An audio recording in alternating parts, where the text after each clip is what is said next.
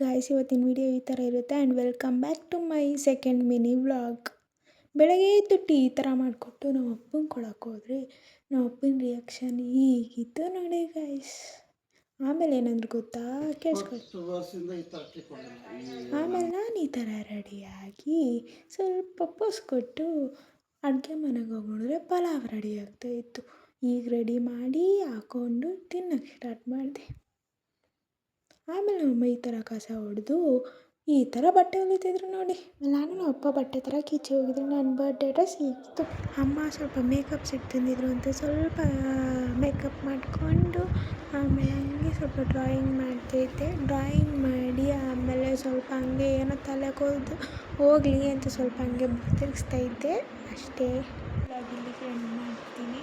ಹೀಗೆ ನನಗೆ ಲೈಕ್ ಮಾಡಿ, ಶೇರ್ ಮಾಡಿ, ಕಮೆಂಟ್ ಮಾಡಿ, ಸ್ವಲ್ಪ ಹಂಗೆ ಸಪೋರ್ಟ್ ಮಾಡಿದರೆ ಸಿಸ್ಟರ್ಕೊಂಡು ಥ್ಯಾಂಕ್ ಯು ಆಲ್ ಫಾರ್